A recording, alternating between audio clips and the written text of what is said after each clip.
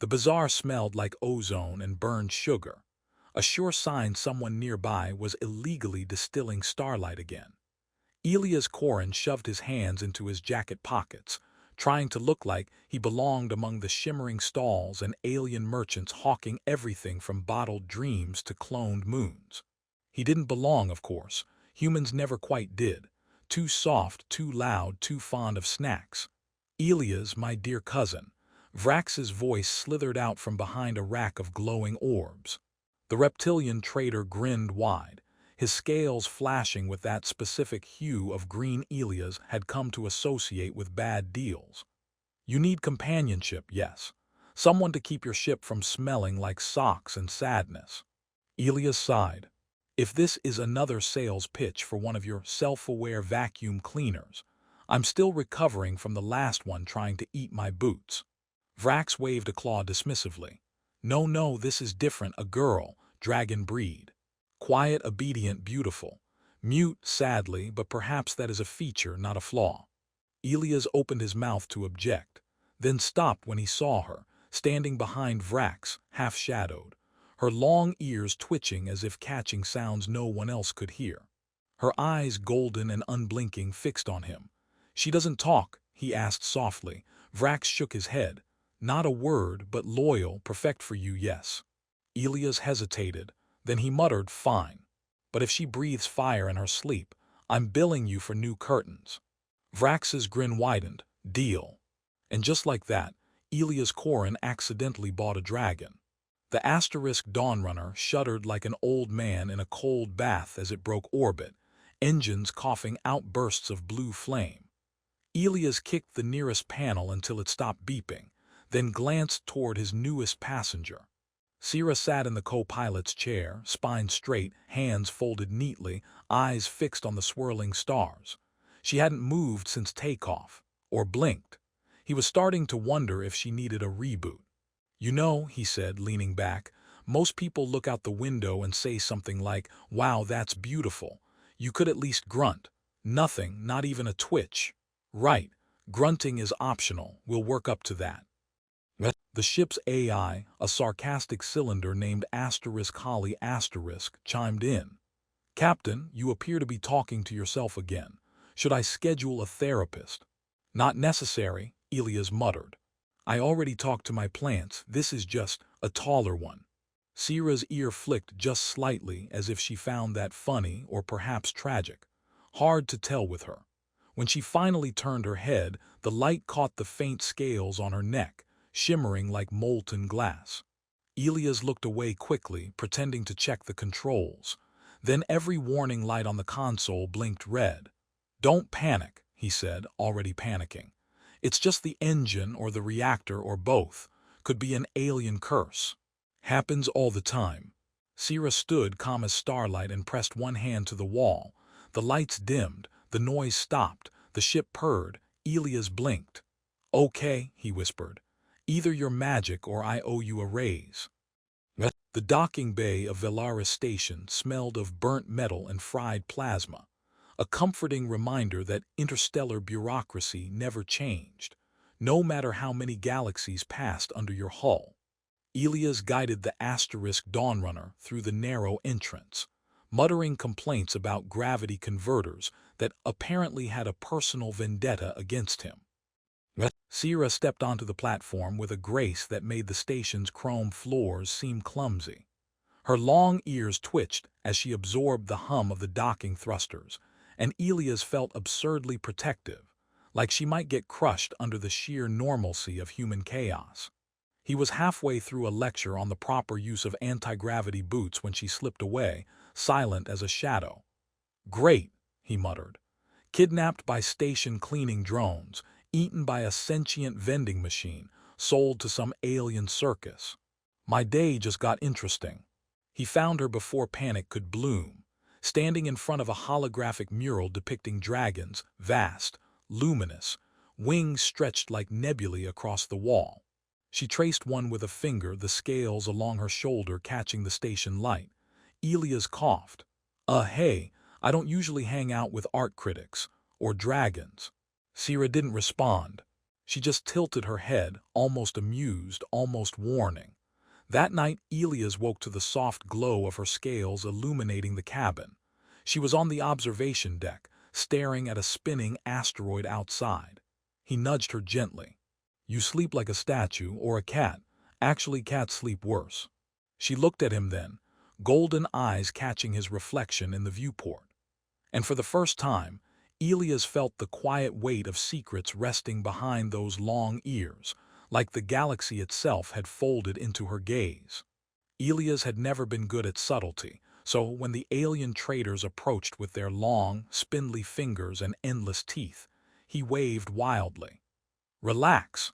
I'm just a simple human with an oversized sense of responsibility and no idea what I'm doing." They ignored him.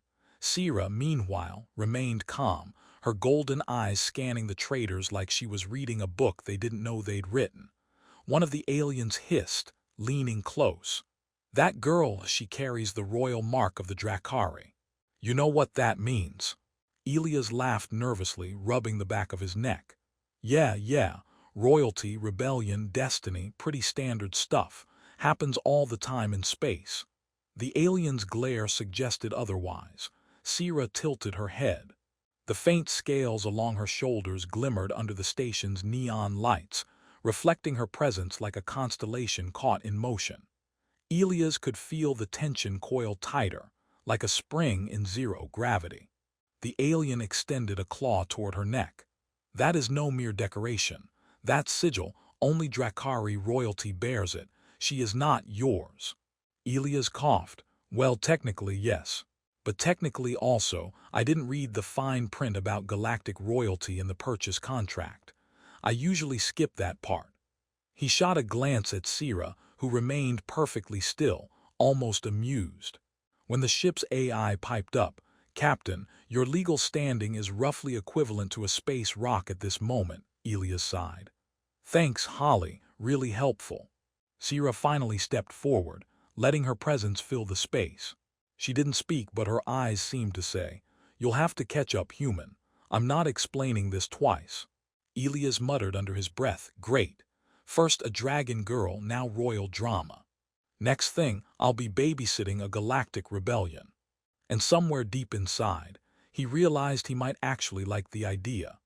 Elias' hands flew over the controls as Dawnrunner lurched through an asteroid field, each rock spinning lazily like a cosmic pinball.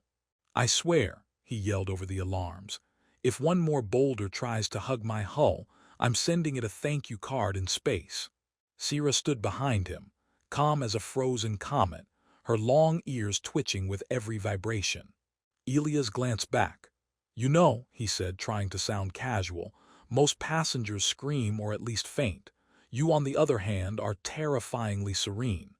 She tilted her head, eyes catching the glint of passing starlight, and for a heartbeat, Elias felt as if she were calculating something far beyond his comprehension. He tried to keep the panic light with jokes. "If we survive this, I'm adding asteroid dodgeball to the ship's entertainment roster. First prize, nothing, just survival." They reached Velaris' outer rim and a fleet of royal hunters appeared, their ships glinting like shards of black crystal. Elias groaned. "Oh, brilliant. A welcoming committee. I didn't even bring snacks for these guys." Sira's hand hovered over the console, then pressed a sequence that sent a ripple of energy through the hull. The hunters' sensors fizzled, their ship spinning in confused loops. Elias' jaw dropped. "Okay, either you're a magician, or I'm legally obligated to rename you Miracle Girl." She turned to him, eyes steady, and for the first time he felt the unspoken weight of trust between them. No words, just a quiet command. "Follow me or die trying." Elias rubbed his temple. "Fantastic. A mute dragon with royal magic powers and the patience of a star. I'm either the luckiest or the most idiotic human in known space." The Dawnrunner jumped to warp, leaving the hunters spinning in silence, and Elias realized that adventure, danger, and perhaps a tiny bit of destiny had just boarded with them, along with the galaxy's most enigmatic companion. The first words from Sira sliced through the hum of the ship's engines, clear and melodic, like the echo of a crystal dropped into a zero-gravity pond. Elias froze mid-fix on a flickering console, a wrench in one hand and a panic in his chest. Hi," he stammered, unsure if that qualified as a proper greeting. Sira's golden eyes met his. "You underestimate me," she said, her voice carrying a weight that made the asterisk Dawnrunner feel suddenly smaller, as though the stars themselves leaned closer to listen. "I chose silence, not because I cannot speak, but because no one had earned it." Elias swallowed. "Right, silence, totally understandable. I mean, humans talk all the time about nothing, so I get it. I probably talk too much, actually." She allowed a faint smile, and Elias cursed himself for noticing. "My first mistake," he muttered, "was thinking this was just a quiet house guest." Outside, the nebula churned in iridescent storms, painting the cockpit in shifting colors. "Your family," Sira continued, "fell in rebellion. I refused the crown because it demanded cruelty I could not give.